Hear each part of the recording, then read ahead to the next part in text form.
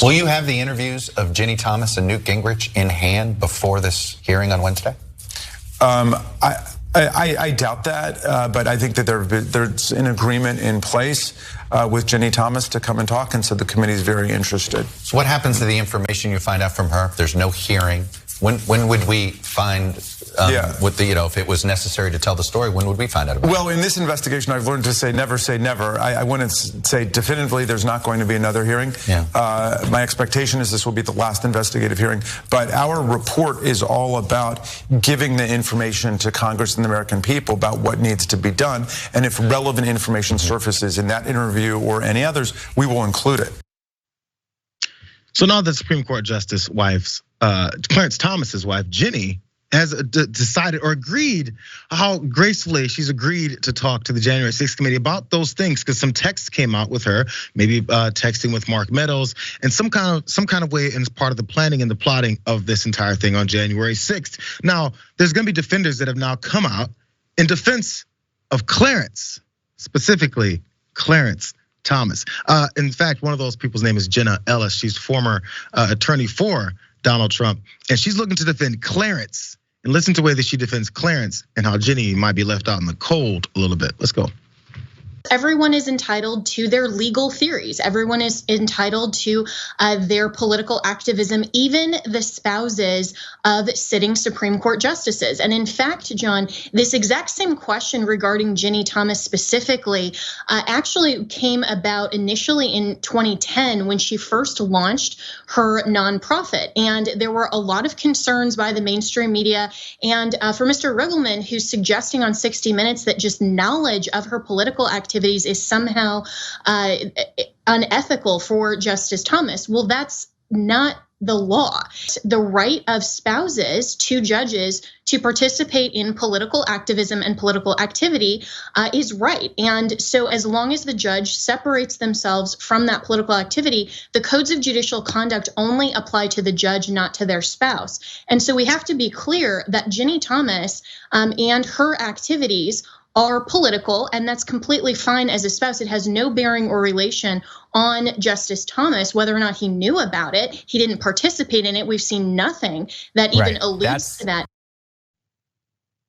There is a lot of energy going to making sure that they're separating Clarence Thomas's knowledge of anything Ginni Thomas was doing from him, because these libs are coming after Clarence Thomas and they want him to have a scandal-ridden resignation. This is a problem for us. These are just political activities. I mean, everything that she's doing is not what he's doing. And then just because she does crazy things doesn't mean that he's doing crazy things. It's almost like you're admitting that she does these things. We're gonna get to those actions that you're trying to avoid everyone from connecting to Clarence.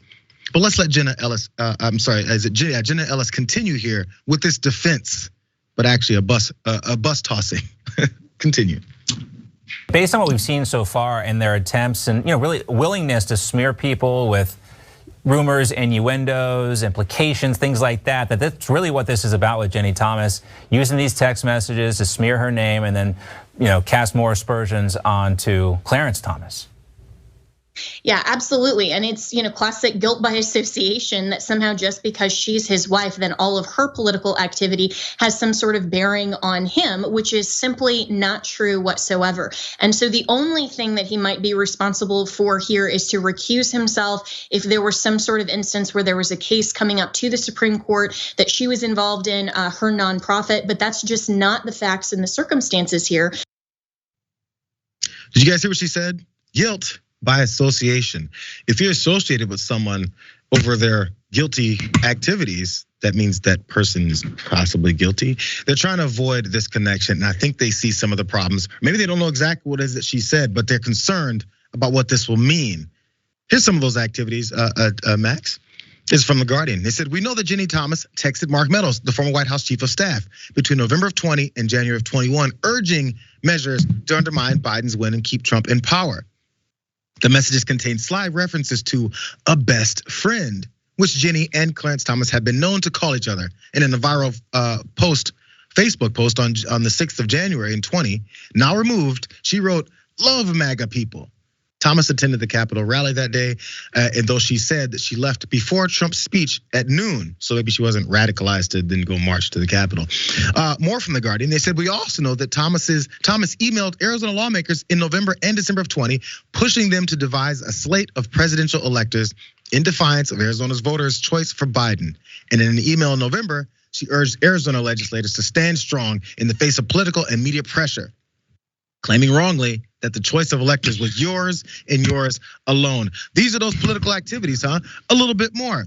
According to the New York Times, the January 6th committee is most interested in asking Ginni Thomas about her communications with John Eastman, a conservative lawyer who infamously penned a 6-step scheme for Pence to block or delay the counting of electoral college votes. According to the committee's leaders, Eastman also worked to develop alternate slates of electors to stop the electoral count. We know about that stuff. The difference now is Ginni Thomas has to now answer some questions about why she was participating in that, and then why her husband and many of his decisions, especially when it comes to the information that they were looking for, the searches they're looking for, he was always 100% against it and was propping up Donald Trump. Similarly to the way his wife is consistently propping up Donald Trump and looking at what it seems to assist in this overturning of the 2020 elections, Max.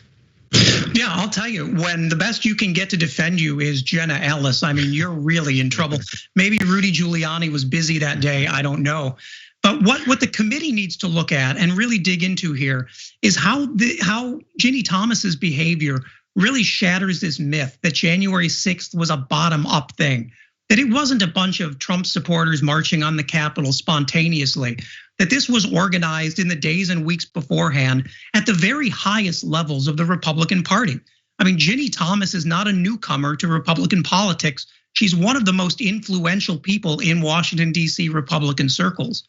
And she was actively organizing efforts to try and overturn valid electors and overturn the peaceful transfer of power.